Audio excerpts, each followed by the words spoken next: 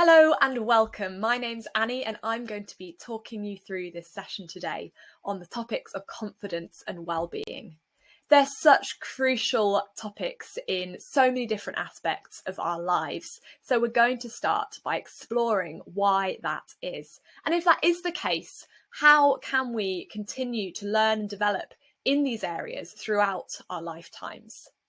Really closely linked to the topic of confidence are the themes surrounding mental health and well-being. And so we're going to dig into this area a little bit more as well as we go through the session. And finally, we'll finish up by thinking about the difference between positive pressure and stress and how a little bit of pressure can be positive, whereas if we end up with too much pressure, too much of that, of those kind of negative influences, that can turn into stress, which can have a negative impact on our well-being as well as our confidence. So to kick us off, we want to start by thinking about actually what is confidence. If we're going to be talking about that in this recording, we need to understand what it means, what we mean by this. And I would say that confidence is not an innate sort of fixed characteristic. It's an ability that can be acquired and improved over time. So that's really important to remember. It's not about being able to do everything easily, but it's about overcoming barriers and getting through challenges, learning and moving forward because of these challenges. It's about action.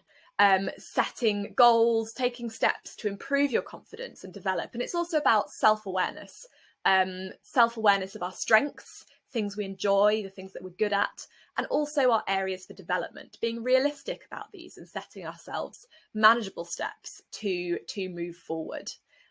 So as it says on the screen, confidence is a belief in oneself, a conviction that one has the ability to meet life's challenges and to succeed, and the willingness to act accordingly.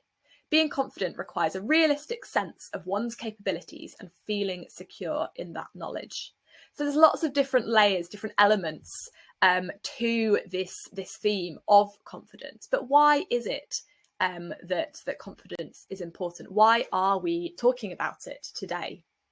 So firstly, we do all face difficulties and challenges. That's a fact of life. And so confidence is really important as it is a tool that we use to overcome these. This might be in the form of managing and negotiating disagreements or differences in opinion, or it might be about taking risks and putting ourselves out there to grasp opportunities for learning and development. Confidence is also a big part of how we are perceived by others. We are often drawn to people who appear to be more confident, which is a sort of piece of research that was published by the Journal of Psychology. It suggests that we like people we perceive to be confident more than people who don't. But note that this isn't necessarily people who are confident, but more about how we see them. So that's a kind of interesting thing to remember. Kind of fake it to make it type thing can be a first step in developing this area of confidence. But it's also an important trait for leaders and for team members alike. It enables others to have faith in our abilities, trust our judgment, and take our ideas seriously. If we have confidence in ourselves, or at least project it, then others will have confidence in us. But confidence isn't about pretending, although it can be one way of starting out. It's about leaning into vulnerability. Honesty is another really important part of developing and demonstrating confidence too. And in that sense, it can also be a helpful way to foster relationships, whether with peers on a course, colleagues in the workplace, friends, acquaintances, wider networks.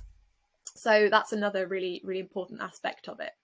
And finally, one aspect of confidence is about believing that you have the right to be happy.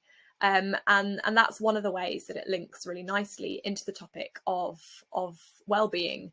And so we will touch on this as well throughout the session today. So how do we develop confidence? If it's so important, what can we do to help ourselves grow on this journey towards confidence? So this is the confidence onion, and it establishes 3 key ways that we can use to develop our confidence, and we're going to focus on them in this recording. So the first one is about self-awareness, acknowledging the emotions that we are feeling, feeling that fear when we're faced with challenges and situations that do challenge our confidence. And the next one is about exploration, practicing and leaning into those challenges when we do face them. And finally, support. We don't have to do all of this alone. Using our networks, using role models, friends, peers, tutors, we can find support, and this in turn can help us to boost our confidence in ourselves and help us to rely on ourselves and our own abilities in future. So first up, self-awareness. How self-confident are you? Confidence is important in many different aspects of life, and it can also vary in different parts of our life. It's complex and difficult to pin down. So as a start, it can be helpful to think through some of the different scenarios that challenge our confidence. And are there any scenarios where we do feel more confident, not just comfortable, but confident to take risks, confront challenges, make our voices heard? And when those situations come up where we don't feel so confident, it is worth stopping and acknowledging the feelings that we're experiencing, because that is a first step towards challenging them. So next, moving on to exploration. Confidence often comes from past experiences, and this means that it can be influenced by experiences we had in our childhood, past trauma, or the way that we've responded to situations previously. But it also means that we can cultivate confidence through thinking about our achievements and things that we have succeeded in previously. So what are you proud of? When we do confront our feelings, sometimes the first thoughts that emerge can be the negative ones. It can sometimes take a little bit more digging to find that spark of self-confidence that lies within us. So try asking yourself this question: what are you proud of? No matter how big or small, there will be something, whether it is watching this video today or getting up in the morning, getting onto your course at university, or submitting a particular assignment, or it could be something else entirely outside of the sphere of your education. But it is worth reflecting on this regularly to help us build our self-confidence. It may seem hard to start with, but eventually it will become more natural, and these will be the thoughts that persist over the negative ones. So how can you build this in to your lives, whether it's a short sort of daily, weekly, monthly, even a yearly kind of reflection of the things that you've done, the things that you've achieved, and the things that you're proud of, no matter what the scale. But that's just one way of thinking about exploration. There are 2 elements of it, and the second one is about future opportunities, grasping those as we move forward, not just looking back on the achievements that we already have. So one way to grasp those opportunities is to plan, and you can start with this question. My big career goal is, what is your big career goal? What do you want to achieve in 10, 20, 30 years' time? So once you've identified what that goal is, and do take a little bit of time to reflect and think about that, you then want to work backwards to break it into smaller, realistic and achievable chunks. This way, we can feel a sense of achievement and start to build our confidence as we move towards our larger goals and try out different things along the way. So a little bit of theory on this topic of goal setting. Just setting goals can actually be a big step towards achieving them. And this can come down to the reticular activating system, or RAS. It's one of the reasons why setting yourself goals can really work. So just a little bit of neuroscience to help you hack your own brain and change your mindset and achieve your goals. So the reticular activating system, RAS, is a bunch of nerves at our brainstem that filters out unnecessary information so that the important stuff gets through. The RAS is the reason when you learn a new word, you start hearing it everywhere, or you buy a new pair of trainers and suddenly everybody on the street is wearing them. It's not that really everybody is now wearing the same trainers as you, but your brain is filtering out to identify these ones that you have a connection with. It's also why you can tune out a crowd full of talking people in a bar, but immediately snap to attention when somebody says your name or even something that sounds like your name. So your RAS takes what you focus on and creates a filter for it. It then sifts through the data and presents only the pieces that are important to you. So all this happens without you noticing. The reticular activating system programs itself to work in your favour without you actively doing anything. This basically means that if you focus hard on your goals, your reticular activating system will focus on it too and reveal the people, information and opportunities that will help you achieve them. Of course, in reality, these things aren't as easy as they sound, but I do believe that our reticular activating system can be trained. It's about visualizing what we want and achieving those minor goals and then letting our subconscious and our conscious work together to make it happen.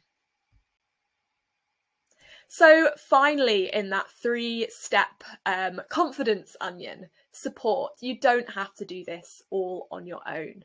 Whether it's working with friends or peers to hold each other accountable to your goals, gaining feedback from each other, from your tutors, from the people that you're working alongside, talking through your ideas with lecturers, your careers team, mentors, looking at role models that you have and seeing how they got to where they are.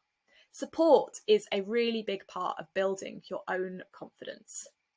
Bandura's theory talks about vicarious experiences and seeing others like you succeed. So key to this is building support networks, seeking mentors and learning from those around you. And this can be hard when you feel like you don't see people like you in the areas that you might want to go into. So one aspect of this is networking, of trying to identify those people. If those people aren't in those positions, can you find others like you who want to get there too, and help and support each other along that journey? Or find people who aren't in exactly the same area, but might be in similar adjacent fields, who can mentor you and support you along that journey as well. And we think about as well giving encouragement and support to each other, to our peers, and that's something that often comes naturally to us, but it's often easier to give that support or encouragement to others. So can we think about how we might move from that support, from that peer-to-peer encouragement, to how we might think about encouraging ourselves in the same way? So in the words of Michelle Obama, we need to do a better job of putting ourselves higher on our own to-do list. And this can start by working with others, and that will help us to build and develop our confidence and become more at ease with giving those words of encouragement, having that talk with ourselves directly. We spoke at the start of this recording about how confidence can boost your general happiness and well-being. So closely linked to that is taking care of your health and well-being to ensure that you have the ability to work on your confidence. But equally, it's about developing our confidence as a way to improve our mental health and well-being. So before I move on to share a few facts on this topic, I wanted to flag a couple of things. Firstly, I'm not a medical or a mental health professional. I'm coming at this from a workplace wellbeing context, but I know that this closely links to mental health, which is why I didn't think I could run this recording without mentioning this topic. So if this area of mental health and well-being is something that's difficult for you, feel free to pause the recording, take a break, come back when you feel ready, and hopefully it will give you something to think about moving forward in this area. So we spoke at the start about how confidence can boost your general happiness and well-being. So I'm going to talk you through some key mental health facts now. So first of all, as people, we all have mental health. We all sit somewhere on the spectrum of different kinds of mental health. We may not have a specific mental health condition or illness or diagnosis, but we all need to take care of our mental health alongside our general well-being. So if we are thinking about specific mental health conditions, these are also really common. It's estimated that 1 in 6 people in the past week experienced a common mental health problem. And that's a statistic from the Mental Health Foundation. And mental health conditions are also known to be the #1 cause of sickness absence from work in the UK. So they don't just affect certain types of people, although certain groups are more commonly diagnosed with mental illness. But it isn't a sign of weakness. They can affect any one of us. And mental health is something that does affect everybody.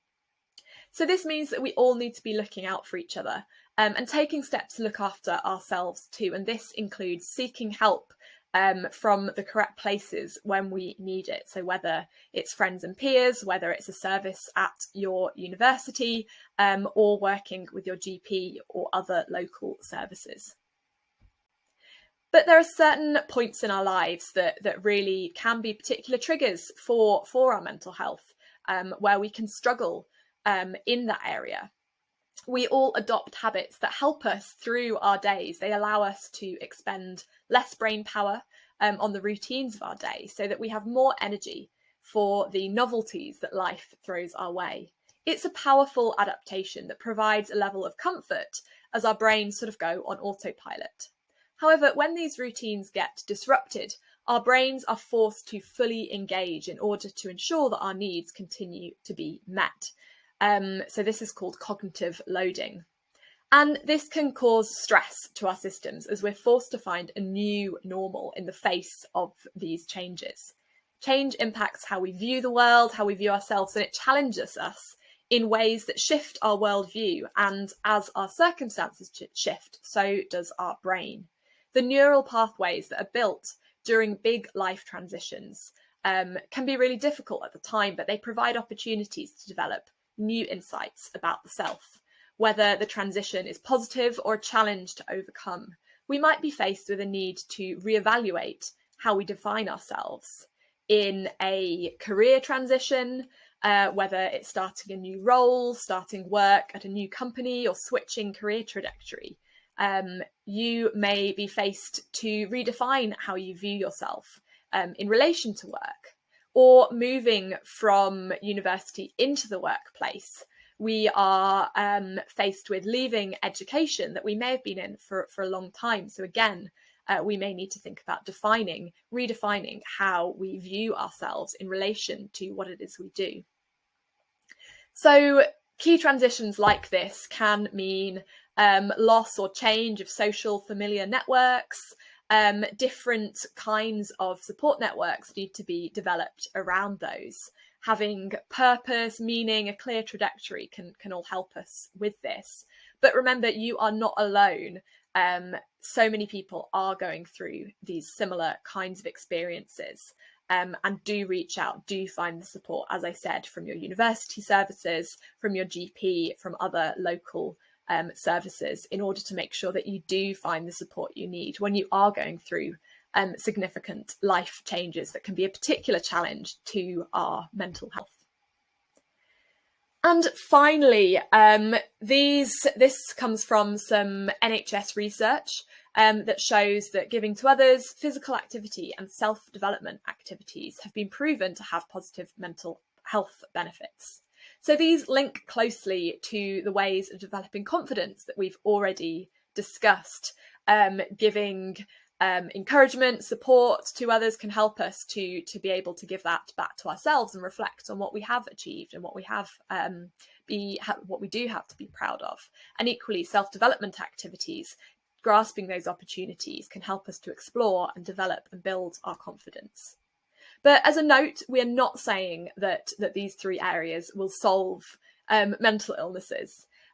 These are things that we can do, tools that we can use to help improve our mental health.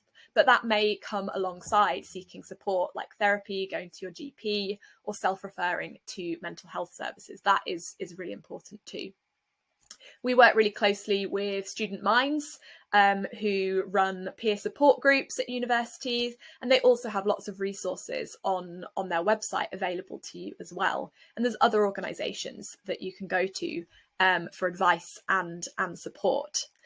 So these are some tools that you can use, but they are by no means the only way or the kind of solution to any difficulty that you may be facing.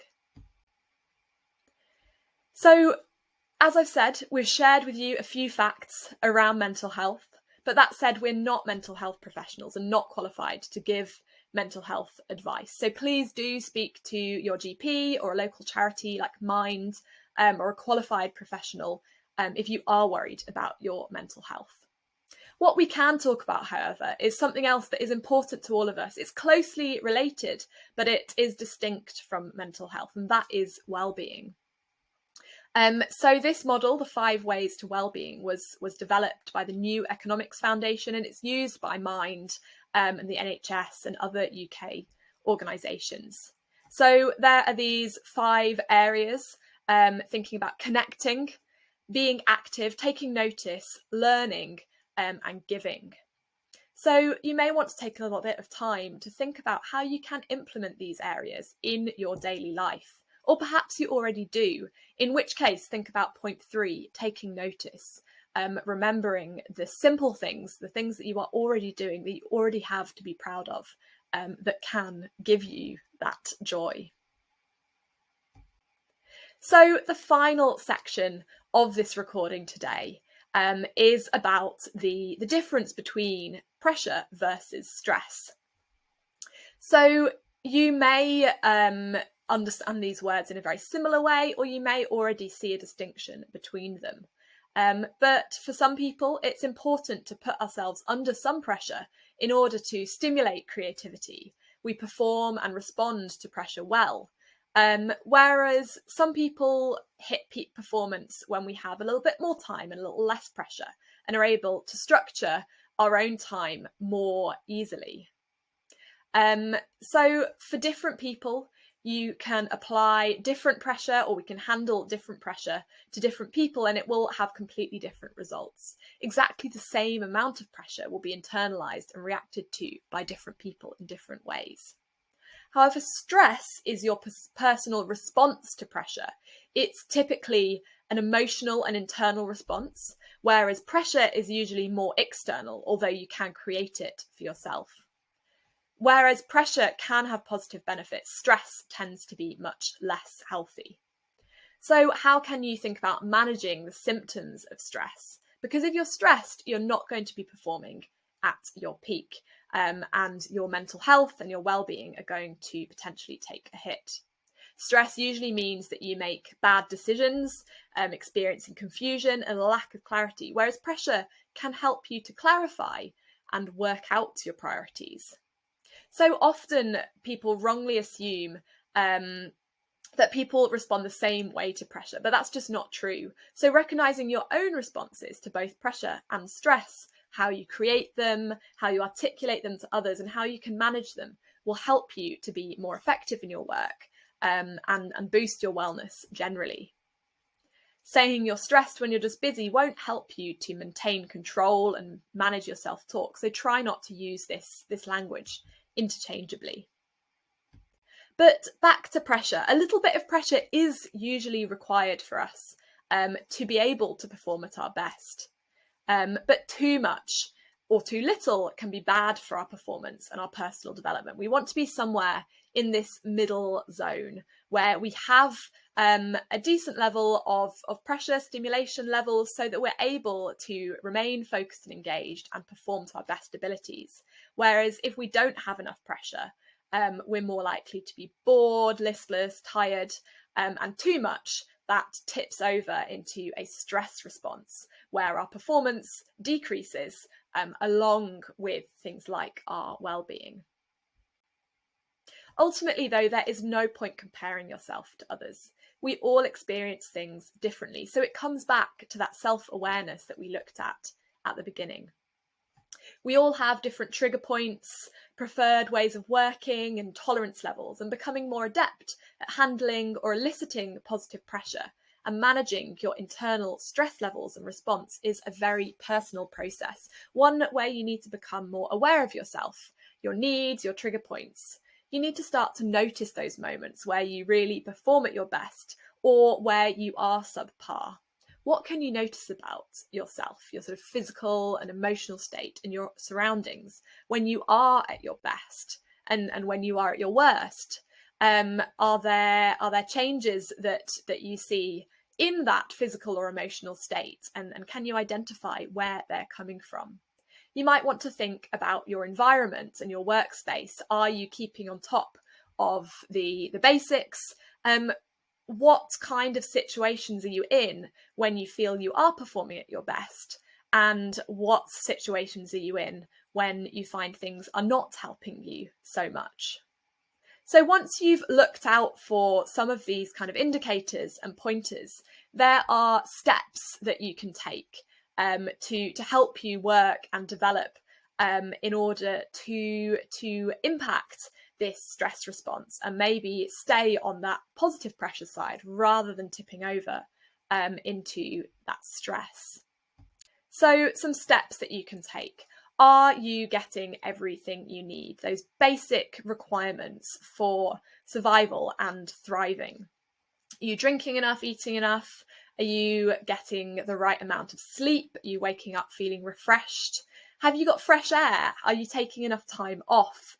Are you getting some social interaction and some physical exercise as well? All of these things are just as important, well, more important than other things in our lives. So if these are missing, then we do need to reevaluate how we can make time to bring these back in. Otherwise, everything else in our life is going to suffer. Can you consider your working hours? Are you working a reasonable amount? If not, are you able to say no, delegate, or ask for help? Because again, remember, you don't have to do everything on your own. If you are struggling with these things, talking to a friend or a professional can help you to perhaps reevaluate and work out how you can make time for these crucial elements of existence that will help us to be able to give that time to other areas of our lives and help us thrive and flourish and think about things like our confidence and developing that in future. We will all struggle with these things at different points in our lives, but it's about how we manage them, how we respond to those challenges. Confidence and well-being and mental health are a lifelong project. We all go through times when we struggle with all of these things, and that's okay. It's normal. It's normal not to be okay. But we don't know which of those experiences are going to be important to us. Those times when we are struggling might help us grow when we look back. And that's not to diminish the difficulties that we're facing at the time, but it's about thinking about that response so that we are able to seek the correct help that we need to get through those situations. The good news is, as we work on and develop our confidence, each step we take is a big part of our journey of moving forward with these things. And hopefully this video can be a small part of your journey too. So thank you so much for watching today. I hope you found something helpful to take away with you as you continue on your lifelong journey of confidence and well-being. So I wish you the best of luck and goodbye.